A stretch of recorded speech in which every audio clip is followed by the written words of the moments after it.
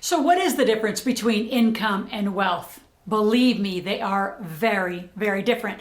And the misconception about them, it is so distinctively, I'm going to say damaging, that if you don't understand the difference, you aren't going to be a millionaire because you got to know the difference. So let's get going.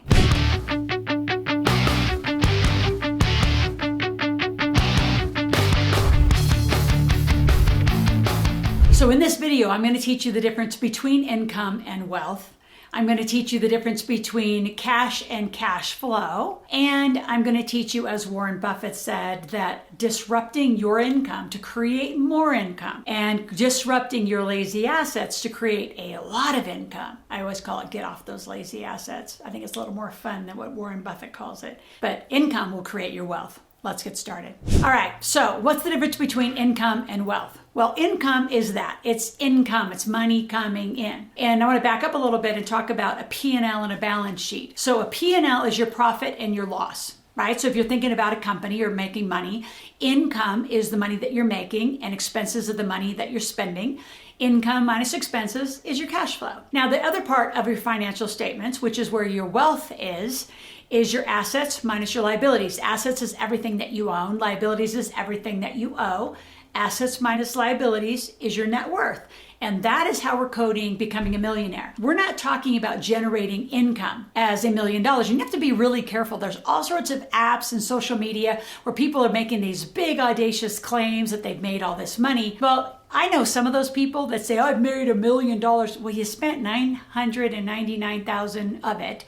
So you aren't even worth, $50. So seriously, income is the money that you're generating from your company. Now, if you have a job and you're watching this, then you're just making some money, right? And that's going to your personal bank account. We're talking about the income and money other than your job. And if you're out there watching, say, well, why should I do that? Because you don't have any tax deductions if all you have is a job, right? So you can't write off your phone, your computer, part of your house for an office, part of your car for business use. So all these amazing deductions that are available in every country in the world, by the way, are not available to you if you're not a company. So we always want you, if you have a job, for you to have a different way to make income, right? And you have to make a ton of income. I have a whole bunch of coaches that do like summer camps, and the summer camps is their business. I have people who do photography. They might only work like during graduation season, or they might work just for weddings. So it's maybe not a full-time hustle. Maybe it's just a part-time side hustle. Not sure what it is, but you got to have some income. At all times, you want income. A lot of folks who have jobs, they'll take this extra income from your entrepreneurial venture and put it all into assets, which is where your wealth accumulates. So let's stay on income for a moment. So income's the money that you're making, expenses are the money you're spending, and what's left over is your cash flow. So on the income side, again, a lot of my channel, I've talked about how do you make more money and how do you create more income. But let's talk about income in a different way. There's qualities of money. So just talk about the difference between your entity making money, your company making money. That quality of income, that money is very different because now you make it and you get all the deductions, you pay tax on what's left. If you have a job, you make it, you get taxed to pieces depending on what country you're in. Especially, I'm married to a Canadian, so I call myself a Canarican, and they are taxed at 50-60%. In America, it's typically 40 to 50%. So you have a job, you make money, you're taxed, and then you get to live on what's left. So if you look at it, why wouldn't you control your income in a very different way? Your business income is not as taxable as your W-2. I always call your job income the most tax money you'll ever make. So we're not looking for a high income job. We're looking for a high income business where your business can just be generating cash. That's why I call it a cash machine. I love the visual of that. So you want to be making as much money as you can. And of the money you make, you want to put it into your asset column. So I have a grid where I talk about the lifestyle cycle versus a wealth cycle. So my goal is to have you, as you become a millionaire, really understand income and assets, right? So you're making new money and that money is going into your asset column. The assets are invested properly and it's making you more money. So there's a constant cycle of wealth. Now, how we're taught is a lifestyle cycle. You're taught that the only way to make money is a job, right? So your money comes in and then you start buying things. So immediately you have a liability column, meaning you bought a house, you bought a car, you have student loans, you have credit card debt. All of a sudden you have all this money and you're looking to the job to solve it. That is the totally wrong way to think about income if you want to generate wealth, right? You can go ask for a raise. That's going to get you a long way. Or you can just generate some more income. So the lifestyle cycle is where most people, 90% of people are caught in what I call a lifestyle cycle, where you make a little bit of money from a job because you don't understand the entrepreneurial venture yet. And then you stack up a bunch of liabilities. And then all you worry about every month is, can you afford it?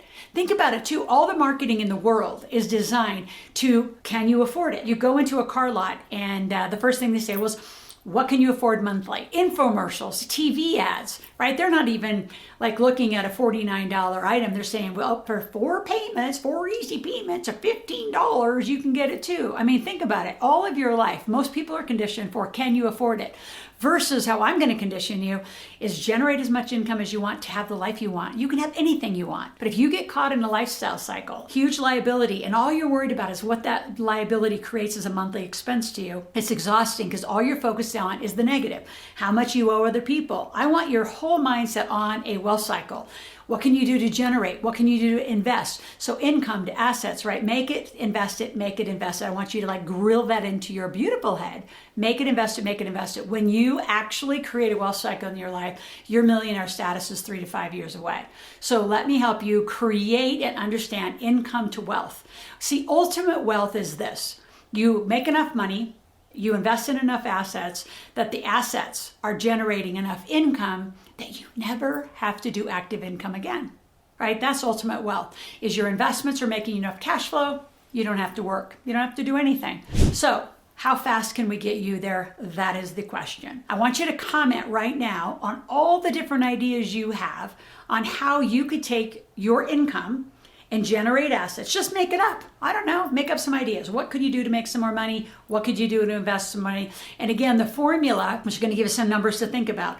For every 100,000 you make, you go, and again, if you have other income, you can put $100,000 to work. At 12%, that's that's $12,000, right? So at $100,000 at 12%, you're making $12,000 a year. Divide by 12, that's $1,000 a month of new passive income. So let's look at income as passive and active. And then the more you get into that asset column as you grow older, the more you have total freedom. So that is our goal. I want you to comment below on how you're going to make new income, how you're going to create new assets, because that is where your wealth is going to land. All right, so the way to think about this, another way to think about this is, a lot of people say cash is king. Well, I think cash flow's queen. So think about it, right? If I just gave you a lump of cash, but it's not invested, that's interesting, right? Everybody says cash is king because it actually doesn't have the proper definition to it. So if somebody just gave you a bunch of money uninvested, it's interesting, not helpful. What I want you to do if somebody gave you a bunch of money is learn to invest it. Again, back to that $100,000 example. So now you have $1,000 of new income.